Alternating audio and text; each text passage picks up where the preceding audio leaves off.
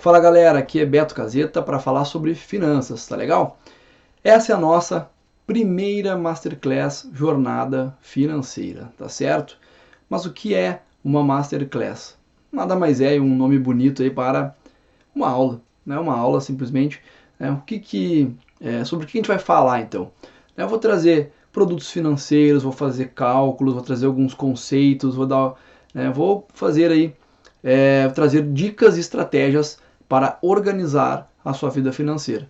Então, para você que quer aprender mais sobre o assunto, quer se organizar melhor, quer conhecer mais do mundo financeiro, então acompanha a gente aí, tá? Na verdade, de onde é que surgiu essa ideia? Trabalho com o mercado financeiro já há 10 anos, tenho uma experiência com atendimento ao público direto, então conheço bastante de comportamento financeiro, estudo essa área, especialista e tudo mais. Acho que não vou aqui ficar falando, mas a minha ideia é justamente levar esse conhecimento para o maior número de pessoas possível. E isso se dá de forma muito mais eficiente através da internet. Então, conto contigo nessa jornada financeira. O assunto de hoje é como a inflação pode impactar na sua vida financeira e lá no final eu vou trazer aí um bônus de como a gente pode combater ou reduzir o impacto da inflação nas nossas finanças.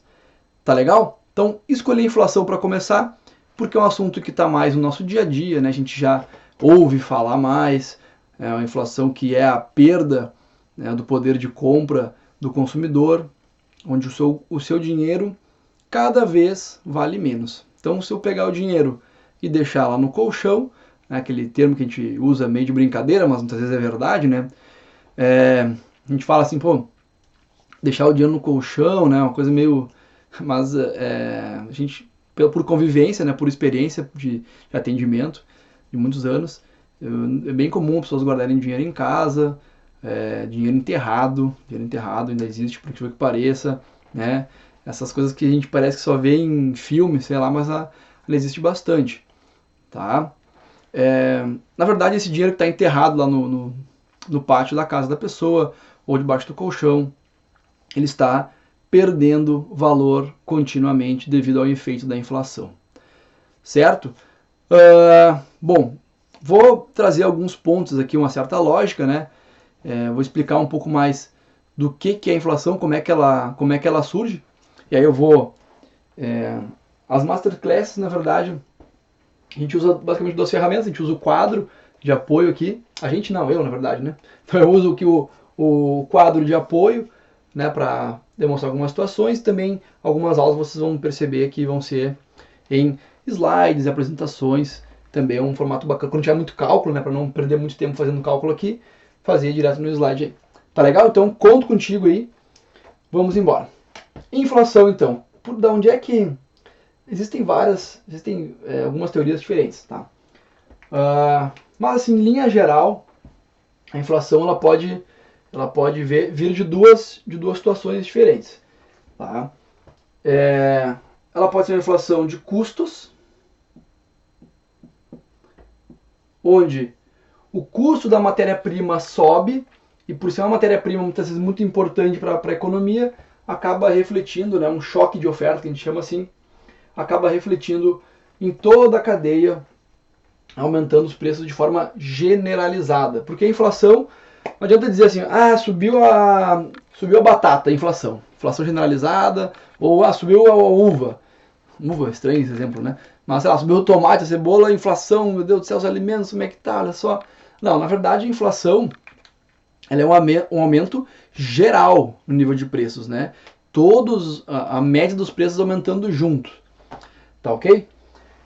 Isso, por exemplo, aqui o exemplo mais clássico, vamos pegar aqui o combustível. Vamos pegar o combustível.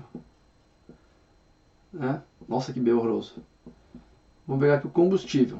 O que acontece? Quando o combustível sobe, quando o preço do combustível sobe, tudo tende a subir junto. Por que isso acontece? Por exemplo, tudo que você compra no supermercado, para chegar no supermercado, ele veio de algum lugar, ele veio da distribuidora geralmente. Então, da distribuidora até o mercado existe um custo de combustível, né, que vai impactar lá no preço. Tá? Da mesma forma, da distribuidora, da fábrica para a distribuidora, vai tudo via transporte terrestre, aqui no Brasil muito forte, né, os caminhões e tudo mais. Então, um aumento no combustível acaba gerando, né, um aumento geral no nível de preços, certo? Então, uma coisa é certa, se aumentou o combustível, de alguma forma vai acabar refletindo lá naquilo que você compra, tá bom? Ou pode ser uma inflação de demanda. A de demanda era um pouquinho mais, ela pode ser um pouquinho mais artificial, vamos dizer assim, né? É quando eu tenho muito dinheiro, na economia, tá? A economia dá uma superaquecida. Por exemplo, nós estamos com um pleno emprego, né? O Brasil não faz muito tempo teve essa situação, os Estados Unidos teve também há pouco tempo, se chama pleno emprego, praticamente zero de desemprego aí, né? Isso vai fazer com que tenha muito dinheiro no mercado, mais dinheiro no mercado, mais pessoas com dinheiro, o dinheiro está circulando mais, né? E isso de alguma forma vai gerar um aumento de demanda, né? Um aumento de demanda. E se eu tenho muito dinheiro para comprar e pouco produto disponível, eu vou ter um aumento de preços natural. Então, não é que o dono da loja lá é malvado ou coisa parecida, né? Simplesmente ele está ficando sem estoque para vender, ele tem que balizar isso com o preço, né?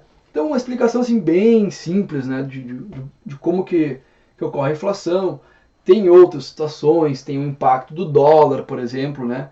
O dólar tem muita matéria-prima que é importada, então o dólar influencia diretamente aí na nossa inflação e tudo mais, tá? Mas o meu ponto aqui é trazer algumas situações aí de talvez você não tenha se dado conta ainda de como a inflação pode impactar na sua vida financeira, tá? Então, uma explicação bem simples aqui de inflação. Então, na verdade, o que acontece? Vamos dizer que seu salário é de 5 mil reais, certo? 5 mil reais, tá bom?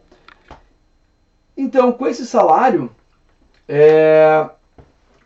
aqui, você planejou comprar lá na frente algo que custa 10 mil reais. Ok? E você planejou comprar daqui a 12 meses. Aí daqui a 12 meses, então você resolveu que vai fazer uma viagem, por exemplo, que vai custar em torno de 10 mil reais. Tá? O que vai acontecer? Lá na frente, quando você vai guardando esses 10 mil reais ao longo de 12 meses, vai acontecer dessa viagem que não custar mais 10 mil reais. Ela vai custar, em média, 10 mil reais mais a inflação. Mais a inflação. 5%. Vamos supor que a inflação foi 5%. Então essa viagem aqui vai custar agora não mais os 10 mil. Vai custar 10.500 reais. Certo? Então, esse é um exemplo muito prático, muito simples, de como o seu dinheiro perde valor ao longo do tempo causado pela inflação. Tá? Mas aí vem o seu chefe querido, então, essa empresa vai lá e resolve lhe dar um aumento. Né? Vai lhe dar um aumento. Então você recebia 5 mil reais, certo? Então você recebia, só desligar aqui o celular. Então você recebia 5 mil reais e o seu chefe então lhe deu um aumento, sua empresa, ou você teve uma renda, né? Às vezes você pode não ser um empregado, pode ter uma empresa, pode ser autônomo, vamos dizer que a sua renda, de forma geral, aumentou, vá lá, 10%. Então foi um ano legal aí, você recebeu um aumento de 10%. Então, de 5.000 foi para 5.500. Tá? O que você não pode fazer? O que você não pode fazer via de regra? O seu aumento, na verdade, vamos supor, bom, agora eu ganhava 5.000. Eu ganhava 5.000. E agora eu ganho 5.500. Oba, eu ganhei mais 500. Então, a partir de hoje, eu posso consumir mais 500 reais, correto? Não, errado. Você não pode consumir mais 500 reais. Por quê? Esse aumento que você teve aqui, durante a evolução da sua renda, né, o tempo que você ficou ganhando 5.000 reais, seu salário já desvalorizou. Né, porque os 5.000 reais que você comprava há um ano atrás não comprou as mesmas coisas que compra agora. Então, na prática, o que acontece? Esses 500 reais de aumento, vamos supor que demorou 12 meses para você receber esse aumento, você já perdeu a inflação da sua renda. Então, você já perdeu 5%. Tá? De modo que o seu aumento, na verdade, então, não foi de 500 reais, mas foi de 250. Os demais 250 foram aquilo que a gente chama de reposição da inflação. Tá? Então, claro, um exemplo aqui bem simples, né, sem maiores cálculos e tudo mais, mas o que você tem que cuidar é não aumentar os seus gastos, e aqui acho que é a lição dessa parte, né?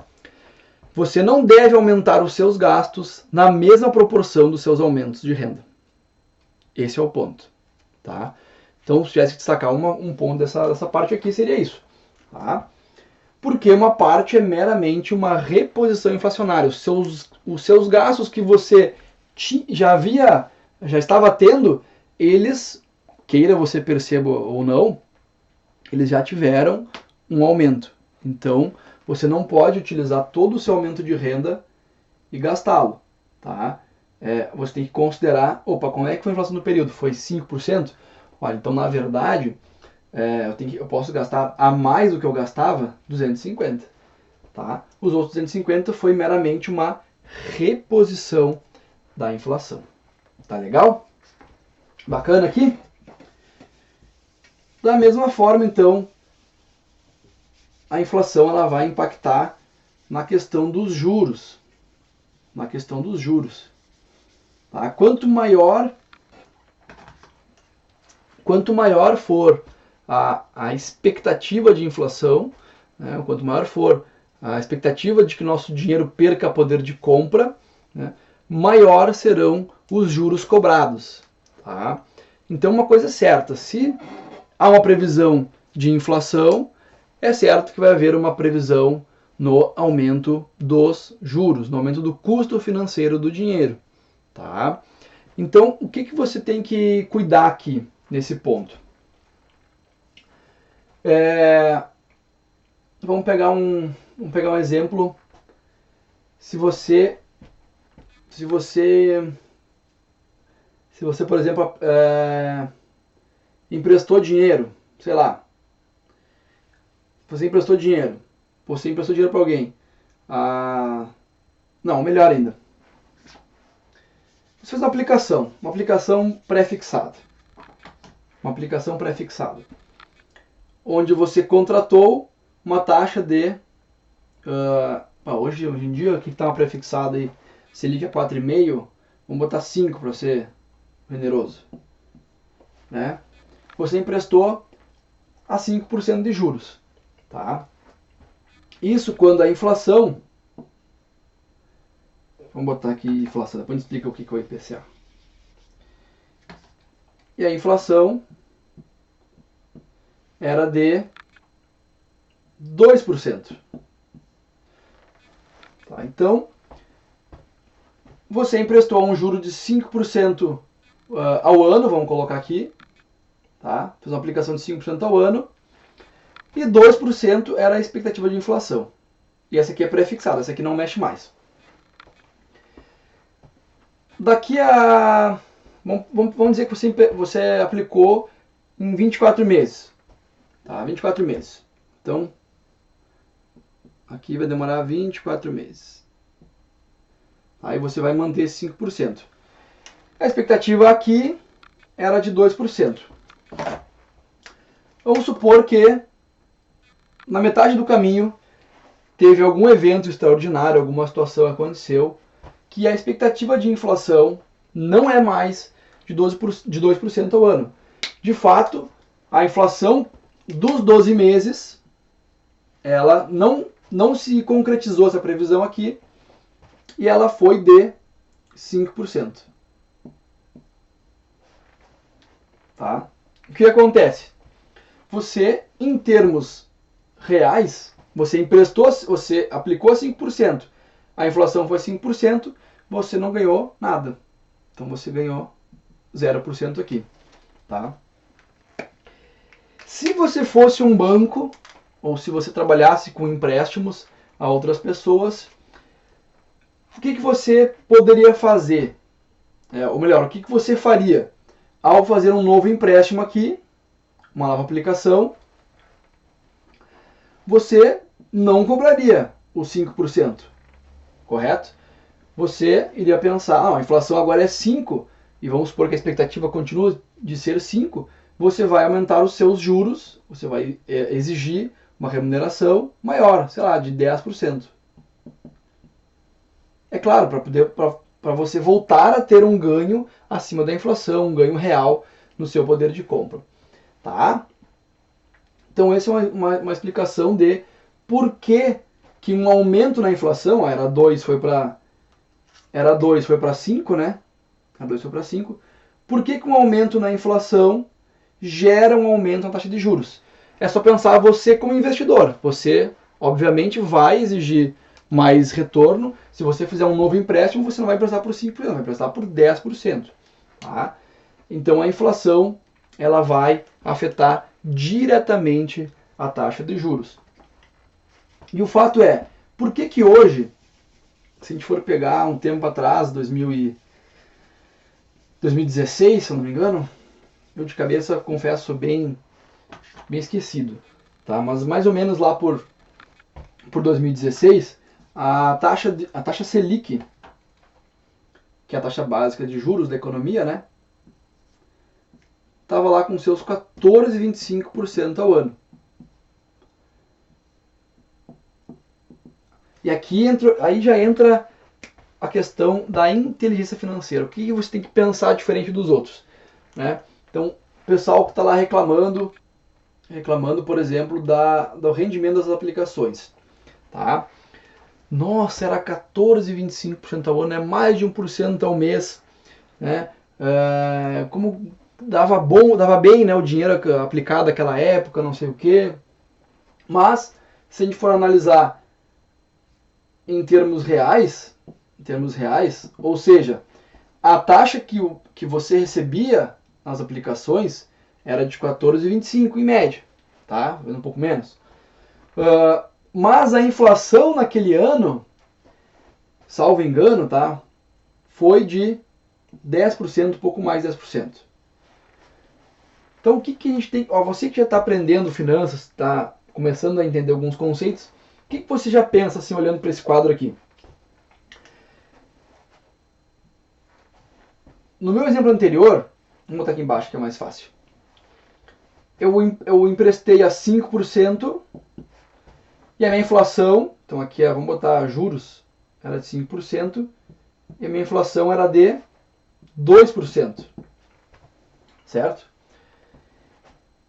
Então, fazendo um cálculo simplificado, que não é o caso, tá? Não é o jeito mais correto de fazer, mas para fins didáticos serve.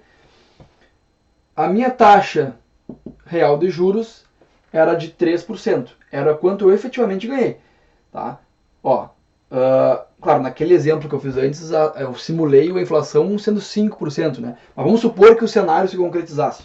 Então eu teria emprestado a 5%, inflação de 2%, eu ganhei de fato 3% ao ano.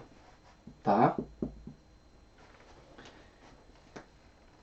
E no exemplo aqui de cima, a taxa de juros de fato era 14,25%. O investidor ganhava rios de dinheiro, ganhava mais de 1%, né? Quando você aplicava no juro. Até interessante, assim, com essa experiência de atendimento ao público e tudo mais, é comum o pessoal falar assim, né? Pô, apliquei no juro, né? Então, é um termo aí que se usa, né? Não é apliquei no CDB, apliquei numa renda fixa, não, apliquei no juro, né? Não tá errado, né? Eu apliquei para receber juros, seria, tá? Então o pessoal recebia 14,25, tá? Mas a inflação era de 10%, ou foi de 10%. Então, de fato, aquele investidor ganhou quanto? 4,25% ao ano. Tá? Então, quando eu for fazer comparações, então você que está aprendendo, tá?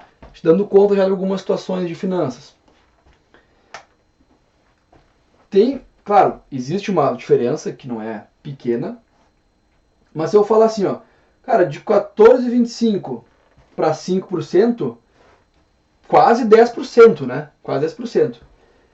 Mas, em termos reais, a diferença aqui é de 1,25% ao ano. Certo? Então é isso que você tem que analisar, né, quando você faz uma aplicação. Tá? Eu já vou para o outro ponto aqui, que é a questão da poupança. Qual que é o problema hoje da poupança? E não é essa poupança não, hein? Não é essa poupança não.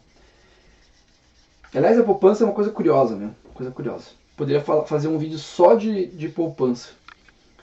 Porque é muito forte a poupança, né? Muito forte. As pessoas, para convencer, né, mesmo argumentando, né, que a poupança não compensa, né, que existem outras aplicações que rendem mais, tudo mais, ainda assim é difícil, né? A poupança ela tem uma coisa muito forte, uma coisa cultural muito forte, tá? Mas enfim, o que a gente tem que cuidar hoje em dia na poupança, mas também nos investimentos mais conservadores, tá? Uma taxa Selic de 4,25, perdão. Uma taxa Selic de 4,5% ao ano. Só para reforçar bem, né, a Selic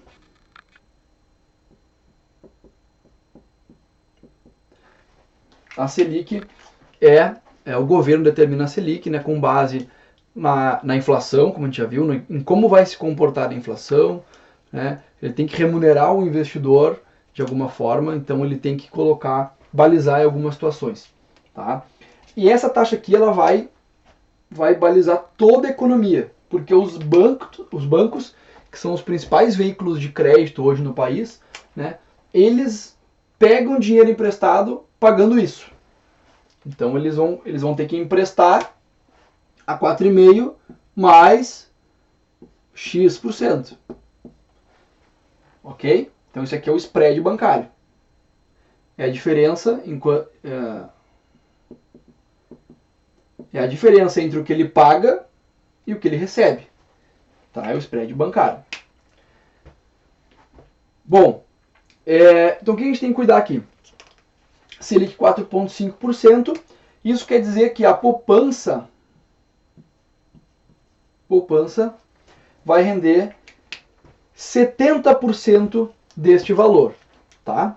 E aqui eu vou pedir uma licencinha de vocês, né, quando a gente se vira sozinho assim mesmo. 4,5%, 70%, 3,15% ao ano. Então a poupança rende hoje 3,15% ao ano. Tá? A poupança costuma ser a primeira aplicação que a pessoa faz, né? Já vem aquela coisa de família, assim, né? Investir na poupança, querer abrir uma conta de poupança, né? Então o que eu vejo hoje, cara, hoje já mudou bastante, tá? Mas geralmente a poupança é porque a pessoa não sabe o que fazer com o dinheiro, ela põe na poupança. A primeira coisa que ela faz, tá? Qual o problema disso hoje? Há um tempo atrás não tinha tanto problema, a poupança ainda tinha um rendimento, mais ou menos e tal.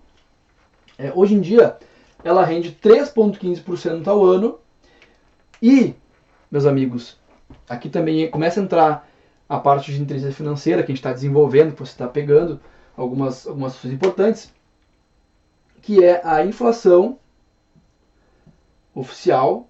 Depois eu vou falar dos índices de inflação, tá? Mas a inflação oficial, a expectativa dela hoje é 3,60% ao ano. E aí você olha esse quadro aqui, você que já tem uma... isso aqui você já pode falar lá no churrasco dos amigos, ou com as suas amigas, né, ou conversar com as pessoas, que você já pode alertar ela. Você vai estar me ajudando a disseminar a educação financeira, tá? Porque esse conhecimento tem que ser amplificado. Para algumas pessoas que estão assistindo esse vídeo, vão pensar assim, mas isso é muito fácil, é muito simples, é muito óbvio, talvez. Mas acreditem, gente, confiem em mim, uma experiência aí de anos de trabalhando com isso, né? Não é óbvio, as pessoas não sabem, não é tão simples quanto parece ser. O entendimento não é tão simples quanto parece ser, tá? Então, quando você vê isso, esse quadro aqui, poupança 13,15 ao ano, inflação 3,6% ao ano, qual é o resumo da ópera aqui? Ao deixar dinheiro na poupança, é a mesma coisa que perder dinheiro. Na verdade, isso está acontecendo. Porque o seu dinheiro perde. Lembra que eu expliquei no início lá? É aquilo que você compra, não compra mais, tudo mais, salário. Né? Exemplo do salário. Né? Os preços em geral, daqui a 12 meses, o que quer dizer isso aqui? Daqui a 12 meses, deixa eu botar aqui no meio. Daqui a 12 meses, se eu aplicar, sei lá, 10 mil na poupança, eu vou ter 10.031,5 centavos. Certo? Não tá certo não. Desculpa. Olha a matemática. Eu de cabeça, buscando uma calculadora sempre. Mas o cara é professor de finanças, não sabe conta básica. Para isso tem calculadora. Então vamos lá. Apliquei 10 mil, eu tiro 10.315. Tá, agora sim, 3%. Tá? 3 mil é 10%. Ah, meu Deus. Vamos fazer o seguinte. Eu tô há horas aqui no estúdio. Tá, 10.315, tá certo. Que horror. Deu até uma vergonha agora. 10.315. Tá? Mas do outro lado, eu tenho um reloginho de custos. Aquilo que eu comprava por 10 mil, agora me custa 10.360. Então, o tanto que rendeu a poupança, eu não consigo acompanhar os preços que sobem. Tá? Então, na prática, isso está acontecendo. Você está perdendo dinheiro, porque antes você até comprava. Você tinha 10 mil, comprava algo de 10 mil. Daqui a 12 meses eu tenho 10.315, mas os custos em geral, a referência aqui é 10.360. Então eu não compro mais o que eu comprava, vou ter que correr atrás para recuperar esse dinheiro aqui. Tá? Então esse é um outro ponto da inflação. Tá? Isso se chama ganho real. Ganho real. A taxa de juros tem que ser sempre analisada. Sempre que você for analisar algum investimento, alguma coisa, você tem que levar em consideração o efeito da inflação, né, neste rendimento. Tá legal? Que mais? Existem diferentes índices de inflação. Tá? Isso também é importante, muita gente não sabe. Tá? Quando a gente está falando de inflação em termos gerais, inflação que o governo mede, a gente está falando do IPCA. Se você jogar no Google lá, vai aparecer IPCA, medido pelo governo, através do IBGE, né? E por aí vai, tá? Então esse é um indicador de inflação. Ele tem algumas características, né? Ele mede aí uma cesta básica de produtos das 40 principais cidades, mas tem todo um regramento, que não vem ao caso a gente detalhar aqui. Mas essa é a inflação oficial, tá? Eu vou citar só mais dois aqui para não ficar muito extenso, tem vários índices, né? Porque cada um mede uma coisa, não tem como medir exatamente todos os preços, né? Tem que ter algum tipo de metodologia para medir isso. Então, quando a gente fala de inflação, basicamente é o IPCA, tá? Quais são os demais aqui que eu acho importante trazer? O IGPM,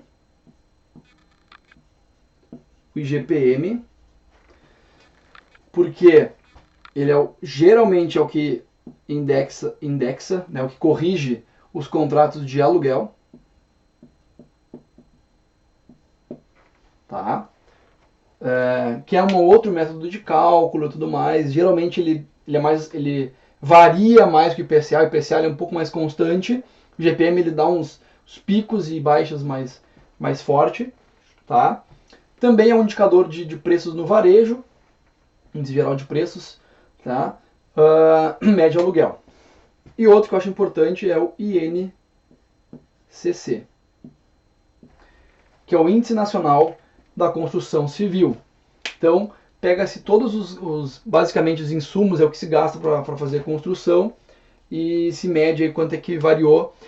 Por que eu trouxe ele aqui? É um indicador da atividade econômica, né? A construção civil, como a gente sabe, é um grande motor aí da nossa economia. Então, o indicador, se ele estiver muito deprimido, quer dizer que os preços, tem alguma coisa que não está indo bem nesse setor aí. Quando ele está mais alto, quer dizer que o setor está bombando. E ele corrige, muitas vezes, contratos de compra e venda de aluguel, então, de imóvel na planta, por exemplo. Então, você parcelou lá, vamos botar aqui planta.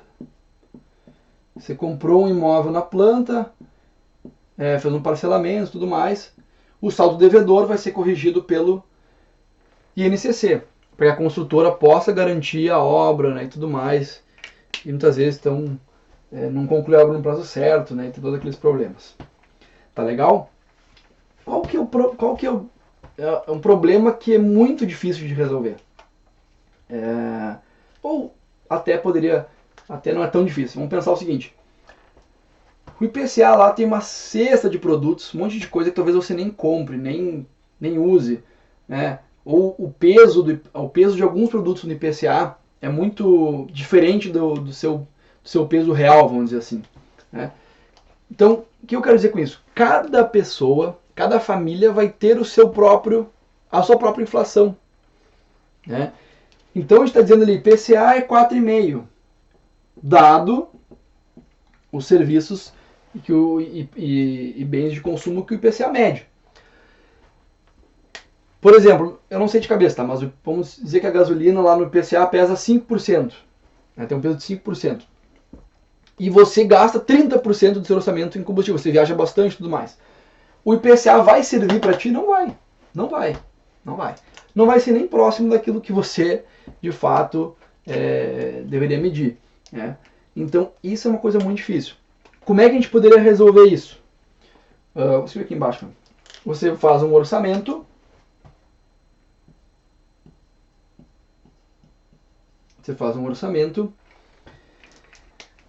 Poderia pegar aí os principais gastos, pelo menos em grupos, né? Por exemplo, combustível, alimentação e o que mais aqui? Seguros não. Combustível, alimentação e restaurante. Alimentação, supermercado e aqui restaurante. Agora não me vem nada na cabeça. Tá muito pequena a letrinha ali, né? Não faz mal. Bom, mas o ponto é o seguinte. Você vai conseguir analisar individualmente o combustível, a alimentação. Você vai pegar os principais itens, né? Pode pegar 5 itens que você mais compra e analisa como é que eles vêm se comportando o preço deles. Se eles subiram 5%, caíram tanto. Aí você pega os principais itens e consegue fazer uma média de como está a inflação. Particularmente, eu nunca fiz, nunca apliquei isso na minha vida, olhar assim o quanto que é o meu índice de inflação, porque é complexo, toma tempo, tá? Então acho que não vem ao caso fazer, isso aqui é uma sugestão, né? Você fazer o seu próprio índice de inflação. Tem gente que faz, eu acho meio loucura, assim, já acho meio exagerado. Bom, finalizamos aqui, vamos então aos bônus.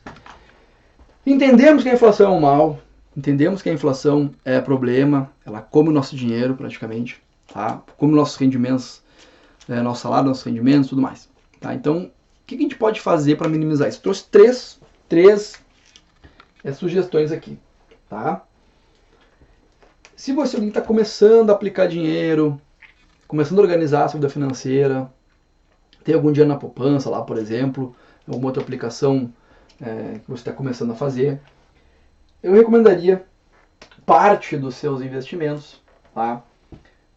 Comprar títulos públicos chamados Tesouro IPCA.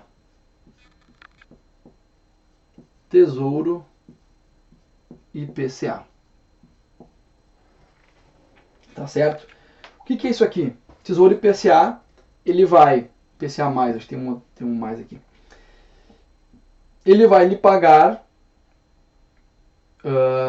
X%, lá vamos dar um exemplo aqui, 3% ao ano, mais o IPCA. Lembra que o IPCA é o índice oficial da inflação?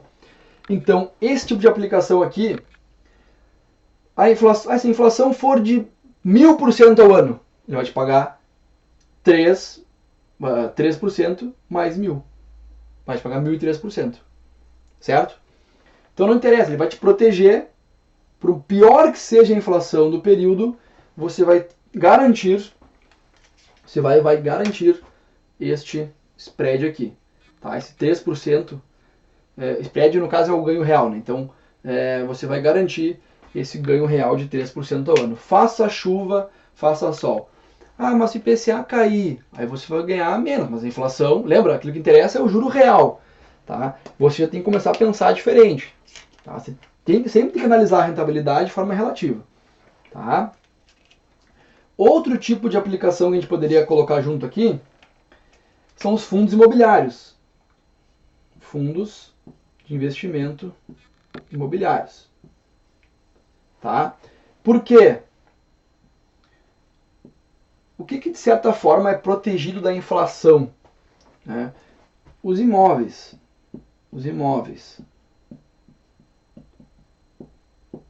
Aliás, os imóveis, quando na época da hiperinflação, eram uma grande segurança financeira que a pessoa tinha. Né? Porque não se confiava mais no dinheiro. O dinheiro não tinha mais confiabilidade, né? E os imóveis acabavam sendo uma reserva de valor, porque é isso que o dinheiro tem que ser. Né? Tem que ser uma reserva de valor, que eu consiga comprar as mesmas coisas ao longo do tempo, né? Que elas não subam tanto de preço. E imóvel, de certa forma, ele não perde valor, né? Ele serve como reserva de valor. Tá ok? Porque o imóvel está sempre lá, enfim, não vai nunca desvalorizar tanto. Não tem como um imóvel de 100 mil, de 200 mil passar a valer 30 mil, isso não existe. Claro, ele pode não render tanto, pode cair um pouquinho, mas ele sempre vai manter uma certa estabilidade de preço. É isso que eu quero, esse ponto que eu quero chegar. Tá? Fundos de investimento imobiliário investem em imóveis. Tá? Então, se você investir em fundos de investimento imobiliários, disponível em qualquer corretora do Brasil, tá? Você vai estar se protegendo também da inflação. Mas de forma mais direta mesmo, aí seria o IPCA. Tá legal? Então, primeira dica é aplicar. Sai um pouquinho da poupança, porque a poupança não te garante um ganho real. Pelo contrário, hoje você está perdendo dinheiro lá. Tá? Segundo ponto. Lembra que eu falei lá do índices de correção e tudo mais? Negocie os seus índices de correção. Tá? Por exemplo, você pode, se você vai fazer um contrato de aluguel, lá é o GPM, tá? É o GPM. Você pode negociar esse contrato, trocar pelo INCC, por exemplo. Tá? Porque o INCC reflete os custos da construção civil. Então, se quem está alocando, né, é alguém que trabalha com construção e tudo mais, faz mais sentido para ele o INCC. É um índice mais estável. Né? Vai ser... O que eu quero dizer com mais estável? O GPM tem ano que ele dá 10% e ano que ele dá 0%. Ele é muito mais imprevisível. Tá? Isso é ruim tanto para um lado como para o outro. O INCC não, o INCC ele vai ser... Estou chutando aqui, tá? Mas ele é menos volátil, ele varia menos. Vai ser menos 6 a mais 3. Então olha que mais confortável para ambas partes. Tá? E você não tem esses picos aqui que atrapalham o seu orçamento. Então, por exemplo, trocar o GPM pelo INCC ou pelo IPCA. Né? Ou tem contratos que é, sei lá, tem outros índices aí que a gente poderia citar, mas o mais comum é esse do GPM para o INCC. Tá? Então, negociar os índices, principalmente esse de aluguel aqui, eu não gosto muito. Eu tenho imóvel locado e alugo imóvel também. Tá? Sempre tento negociar o INCC. Tá? É que às vezes já é meio pronto, né? O contrato não consegue fazer, mas é bom se conseguir com a imobiliária isso. Interessante. E na mesma linha, sempre negociar os seus reajustes. Então, tanto de renda como de despesas, cara, negocia os reajustes. Por que vai acontecer? As empresas que você é cliente, via de regra, elas têm um plano de qualquer serviço vai ter uma certa correção ao longo do tempo. Isso é meio óbvio, né? Porque todo mundo quer se proteger da inflação, certo? Então, da mesma forma que as empresas vão lá, o seu serviço custa R$50, mas ele vai ter um reajuste anual, sei lá, de PCA ou coisa parecida, tá? Ficou muito pequeno aqui. De PCA, por exemplo. Ou não, ou eles não vão dizer isso, eles vão chegar um certo dia e não custa mais 50, agora custa 70. E aí é o ponto que você tem que ser um bom negociador. Não precisa nem ser bom. Né? Você tem que perguntar para eles, não, mas por que saiu de 50 para 70? Houve uma melhoria no serviço? Houve alguma coisa nova? O que motivou essa subida de preço aqui? Tem que questionar. Às vezes você não consegue reverter. Né? O que eu estou dizendo não é para querer sacanear a empresa ou querer dar uma de esperto. Não, é uma negociação justa. Se você quer, se o reajuste do preço, então por exemplo assim, o cara reajustou lá de 100 para 120 em um ano, reajustou 20% em um ano. Vou chegar para ele e vou dizer, cara, olha só, teu serviço aqui custava 100, agora custa 120, tudo bem, eu entendo, né, que a empresa tem que rever algumas coisas e tal, mas, cara, eu vi que a inflação aqui subiu só 5%, por que tu reajustou 20%? Qual é o critério? Isso é até um ponto importante de negociações. Sempre buscar qual o critério justo que está sendo negociado. Tá legal? Então, sempre negociar com os teus fornecedores os teus gastos, tá ok? E a mesma coisa na parte da renda, tá? Sempre negociar. Renda é mais difícil você colocar um reajuste, assim, né? Tipo, qual é que é o salário? Meu salário é 3 mil mais IPCA, mais reajuste por IPCA. É mais difícil, né? O que acontecer de tempos em tempos, aí cada um vai ter uma realidade, né? Daí vem um pouco da dificuldade de a gente generalizar. Quem recebe o salário, né, vai ter que conversar ali com o gerente, com o chefe, com o dono da empresa, enfim, buscar um critério justo para que você possa ganhar a mesma coisa. Porque uma reposição de inflação é ganhar a mesma coisa que você ganhava já. Tá só repondo justamente aquela perda de compra. Tá? Ou se você é um profissional liberal, sua consulta lá, você é um médico, você é um dentista, um advogado, enfim, não sei, sua consulta custa R$200 no ano. Se você manter os mesmos R$200, você está perdendo dinheiro, você já não ganha mais do que você ganhava antes. Então é importante você sempre reajustar, tá?